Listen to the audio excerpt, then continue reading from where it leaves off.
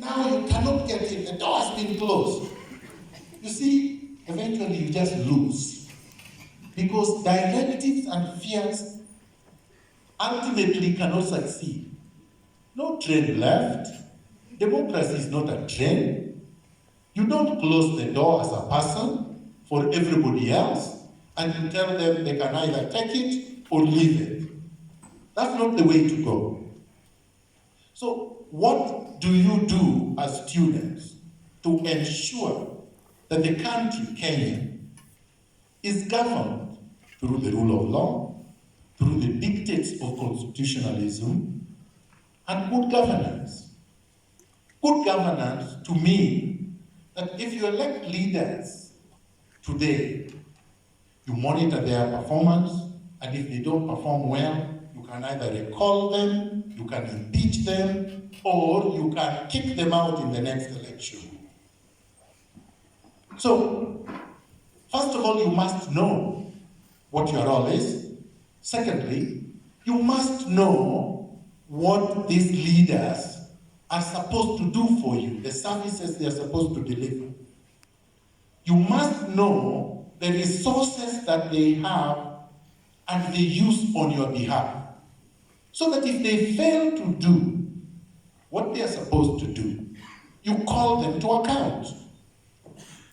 There are many mechanisms of calling them to account. This could include street protests.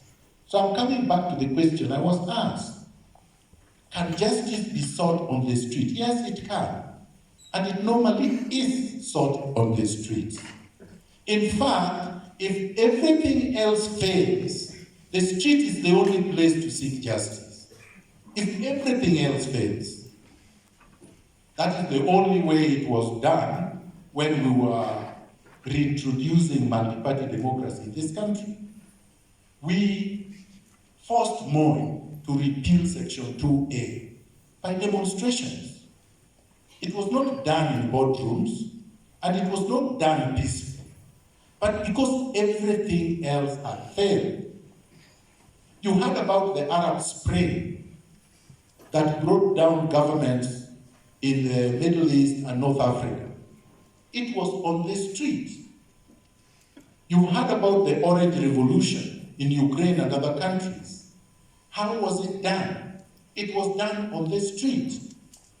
So yes, you can seek justice on the street if and when everything else fails. If courts do not give you justice because judges are compromised, or judges are threatened, or judges are bribed, then you can't go to court. There is no reason to go to court. If you can't seek justice legislatively because your members of parliament are picked or handpicked by party leaders and imposed, and then they go to parliament and all they do is take their benefits and salary and do not care about you, then you have to go to the street. But as I say, it is the ultimate final result when everything else has failed. Now, popular protests are entrenched in the Constitution of Kenya 2010. Everybody is allowed to protest peacefully, without weapons. So as long as you do it peacefully, without weapons, it is allowed. All right? Then you can go to court, as I say. That's another mechanism. And you can also write. You can also do petitions. You can also just agitate. You've seen these people that just stand in Uhuru Park or wherever it is, Jivanji Gardens, with a megaphone, and they are talking. That's part of agitation. It's legitimate, it's allowed, right? So I will end by saying that students are the motors of change in the world throughout history. Lenin in Russia in 1915, 1917 was a student leader before he led the Russian Revolution. Castro, 1956 Cuba, was a student leader before he led the Cuban Revolution. In Africa, there have been many students, especially in South Africa, that rose to national prominence and leadership because of their role as student leaders. Here in Kenya, most of your leaders have been student leaders before. I think the most prominent right now as we speak probably is James Orengo, because he was a student leader in 1970s against Kenyatta. And you had Rumba Kenobia, Oki or Kombaka. There are many leaders that have risen in this country through the student movement. You don't have to be a politician to be a leader. In fact, in Kenya, most politicians are not leaders. Because leadership is not about occupying public office. Leadership is about vision. Leadership is about the ability to guide, to advise, to be able to represent the aspirations of the people towards a higher goal. Meaning that in Kenya today, if you ask the question, what is it that most Kenyans aspire for? What is it? It's not money. I know many of you will say money. Money is not a value. Money is not a goal. Money is not an aspiration. Money is an instrument. In fact, a fiction. An economic fiction. Money is not real. So it's not money. Most people want to live in a fair, equal, equitable, happy society. Peaceful, happy society. This is what everybody is seeking. Whether it is marriage, you are seeking happiness. You are seeking peace. You are seeking fulfillment. You've not had somebody say, I'm married because I want to be rich. The most frustrating relationships are among the rich. They are not happy. The rich are not happy. Most of them are very unhappy. Most of them. All right? And they are not fulfilled. Ask the question why these trillionaires are still stealing. Somebody is a billionaire and they're still stealing. What is it they are looking for? It's not money, it's not wealth, it's not happiness. They don't even know. They don't know what they're seeking. So, we are seeking peace, tranquility, joy, and just fairness. That's what we are seeking. So the question you have to ask yourself, what is it you're going to do to help foster this in our society? To transform Kenya so that not everybody is just looking for money without working. Productivity is good. It is what brings prosperity. It is actually what you should be seeking. But unfortunately in Kenya, work is supposed to be bad because people who work are not rich. The ones who are stealing are richer. The ones who are doing deals are richer. The ones who failed their exams are doing better than the ones who passed. Like last week they released the results, KCSE, right? You see the A's. I am not going to comment on whether or not the exams were leaked or not.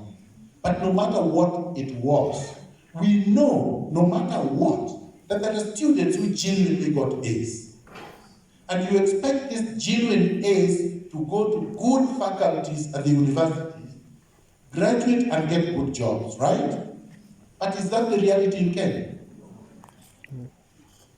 Most hardworking students, most brilliant students, most promising students, bright scholars, are unemployed. Many of them die very painful deaths. This is what we want to change. The democracy I'm describing, the ones I am saying you should foster in the 21st century, should ensure that these students get employed, get paid based on merit and ability. I'm not saying that everybody must get A, and I'm not saying or arguing that only A students have merit and ability. No. In fact, it is well known that the most productive students in the world are C students, not A. A students can go to academia and research, and maybe a few of them can become surgeons like Abdi. But the majority of producers, the ones who produce wealth, are C students. The wealthiest students in the world, the ones who become entrepreneurs, the ones who become innovators, the ones who become investors, did not get A's, did not even finish school. I mean, Bill Gates has been given as the poster boy for rich people who did not finish school. He didn't. Jobs did not finish school, the one who started Apple, right? This man who runs Virgin did not finish school.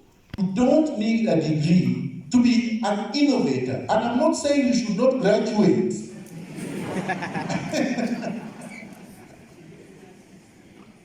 Because most of these people I'm giving as examples are a handful. The majority must graduate so that they work, so that you become like the millions and billions of people around the world. But in terms of real, tangible result, transforming your degree into wealth, there is no correlationship. A does not give you wealth. A does not necessarily give you good employment. But it gives you a foothold. It may give you a scholarship. It may give you a higher degree, which gives you a higher prospect of employment. The rest is just how you are able to understand the world. And the ones who understand the world are the ones who experience it, who know how to interpret it, who know how to engage with it, who know how to transform it. And that is outside the degree. So be innovative, be creative. Look at your environment and see where you fit and how you can transform it. And you can transform any condition. If I didn't know what I was talking about, I wouldn't be here today. I looked at the environment in 2021, 2022, and I'm already locked outside the country. I analyzed these people. I looked at Ruto, I looked at Raila, I looked at Uhuru. I said, no. The only way I go back to Kenya, I defeat Uhuru and Raila together. Then I will be back in the country. And we did. If I had not taken an active part in the political process, I believe they would have won. And I would have been locked out of Kenya for good. I would have died abroad without coming back to my country. So no matter how little you are, no matter the modest abilities you have, it all adds up. If I am working with him, it is just the two of us. We may not get results. But if all of us were doing the same thing, moving in the same direction, if that door was locked, we can break it through. Julius Nyerere once said, the former president of Tanzania, the late, that the colonial governments came and colonized us and built a big jail, our current countries, and built doors and windows and locked them. So our only choice is to break it through, to kick it open. And that's what they did. Kick open the doors. If you find that the doors are closed and you are now a slave within a plantation, and the plantation is not democratic, keep open the doors.